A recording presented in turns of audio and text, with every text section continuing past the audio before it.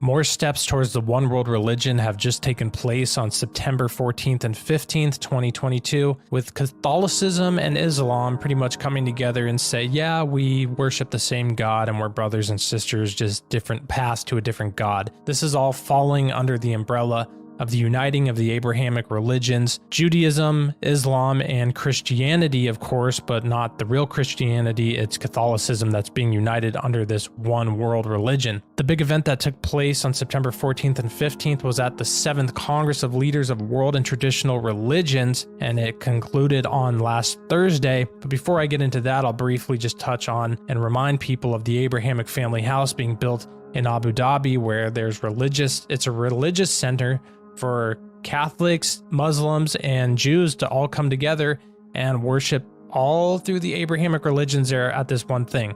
The reason this is important is because 2 Thessalonians 2:4 tells us that the Antichrist will demand the worship of himself and his image from everybody, and anyone who doesn't worship him, these people will die. Actually, they will become martyrs, because the only people who won't worship him will be true believers in Jesus Christ, which is not mentioned by Pope Francis at any of these big meetings. So let me read a little bit from this article about it. The world religions leaders today adopted the Human Fraternity document signed by His Eminence, the Grand Imam of Al-Azhar and Chairman of the Muslim Council of Elders, Dr. Ahmed Al-Tayyib, and His Holiness Pope Francis, their name, not mine, of the Catholic Church in Abu Dhabi in 2019. And this came during the 7th Congress of Leaders of World and Traditional Religions, which concluded on Thursday. Some highlights from the World Congress of Religions. We note that pluralism in terms of differences in skin color, gender, race, language, and culture are expressions of the wisdom of God in creation. Religious diversity is permitted by God, and therefore any coercion to a particular religion and religious doctrine is unacceptable. So, as you can tell, they're not saying here at these events that Jesus Christ is the Son of God, the Messiah, the only way to heaven, because that would contradict Islam and Judaism. So it's uniting. Everybody's giving up the truth here. They're all just coming together to get along, to give up the truth, which is that salvation is found through Jesus Christ alone. Back to the article, it says, we recognize the importance and value of the document of human fraternity for world peace and living together between the Holy See and Al-Azhar al-Sharif. And then they mention 2 different documents that were resolved and signed into place by the UN General Assembly, as well as the Makkah Declaration adopted in Mecca in 2019. And these call for peace, dialogue, mutual understanding, and mutual respect among believers. So it's really the uniting of all these religions under the fact that we need to coexist together. And yes, of course, we need to coexist together. But the problem here is that they're starting to aim it towards we serve the same God, we worship the same God. You know, these Abrahamic religions are just different expressions of God to different people, and that's an absolute lie. The Jewish people are stuck in the old covenant, not accepting the new covenant. Islam is clearly, the Quran was written 600 years after the Bible, and they're clearly ripped off stories Muhammad ripped off and manipulated to create his own religion in the same region from the same stories. I mean, Muhammad even demanded that the original manuscripts for the Quran be destroyed. Why would he demand that? Because to cover it up, obviously. So the one truth is found within the biblical text alone, within the Old and the New Covenant mixed together, the New Covenant, salvation through Jesus Christ alone. So really it was this document of human fraternity. It was signed by the Pope and this Grand Imam and adopted at the 7th Congress of Leaders of the World and Traditional Religions in Kazakhstan. It's the uniting of the world under a one world religion that the Antichrist will be the head of eventually. A glimpse of the 7th Congress of Leaders of World and Traditional Religion. Here's from Vatican News, and I was reading through this article and noticed something interesting, that Congress, the 7th Congress of Leaders of World and Traditional Religion, came to life in 2003 in the wake of the tragic September 11th attacks of the United States and following Pope John Paul II's second Spirit of Assisi meeting in 2002. So here's just another thing that came out of the September 11th attacks. Pretty interesting to note that. Worth noting about this interfaith meeting is that it took place within a pyramid. Kind of strange that that's their building of choice. Also, Pope Francis said that his goal for this meeting was peace and unity, of course, very similar to what we know in 1 Thessalonians 5:3. Peace and security is what they'll be saying, and then sudden destruction comes on them like labor pains on a pregnant woman, and they will not escape. And that's the whole point, really, of this whole meeting, really.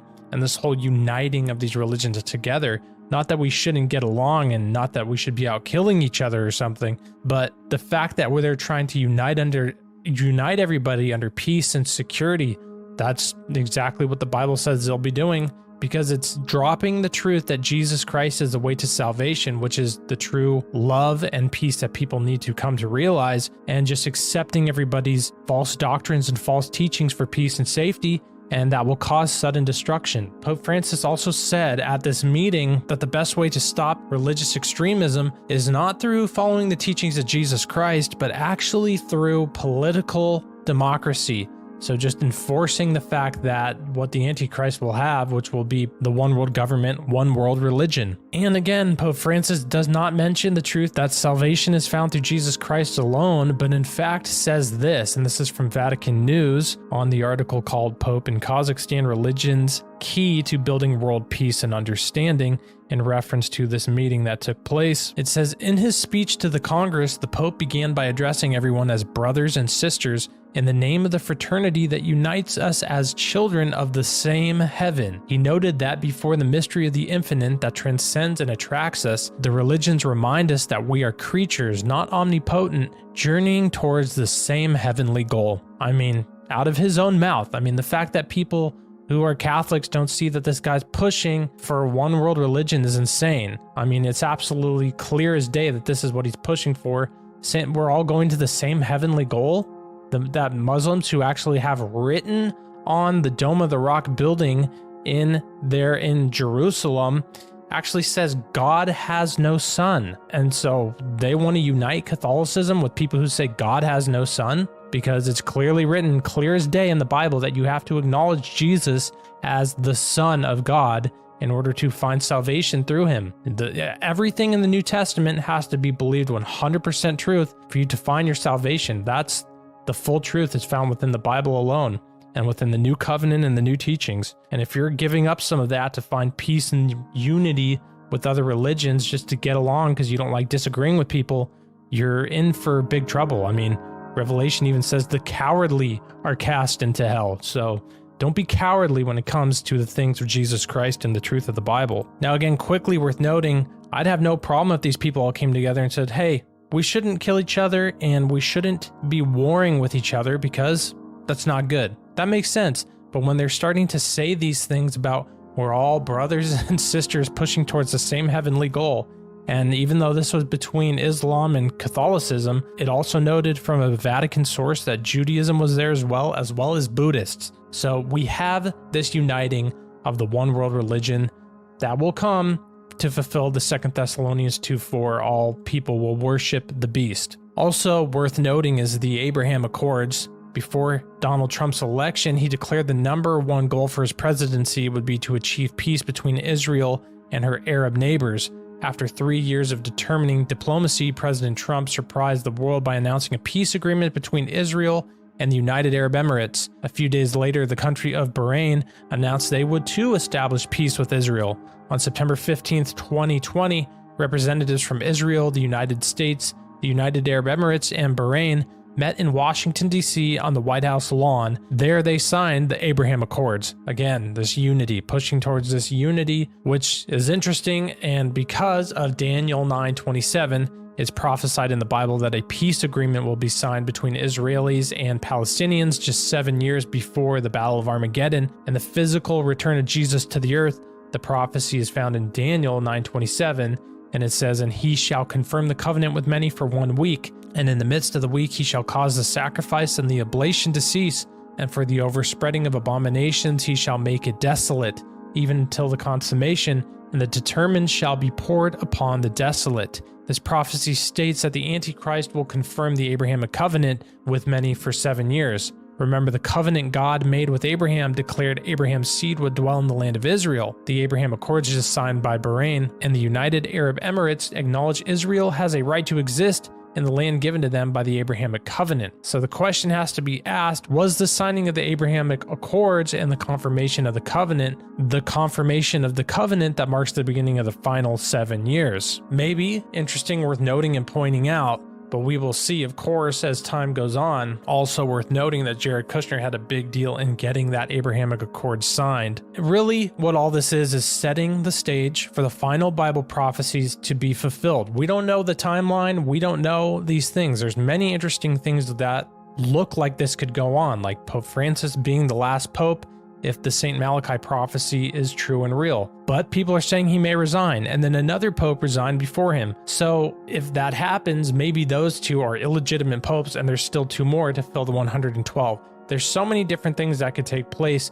Just like now when we look back at Bible prophecy in the Old Testament, it all makes sense now. But at the time, it was people thought this was going to happen and it didn't happen. People thought something else would happen and it didn't. The same with Jesus coming and then expecting the Messiah to be this war hero to free the Jewish people from the Romans, and it wasn't that at all. But Jesus tells us it's important to watch and to look for the signs of the times, just like the fig tree, and many things are happening that really look like this is beginning to take place, and these prophecies are coming to their fulfillment. So it's important to watch, but when these things if they don't pan out how we expect, or if they're like beginning stages or seeds or whatever, then it's important to watch and to just see how these things pan out in the end. But clearly, all of these things moving towards this direction are moving towards the direction of the final days and the Antichrist coming and these final prophecies being fulfilled. Also, I know I've seen many people on my TikTok page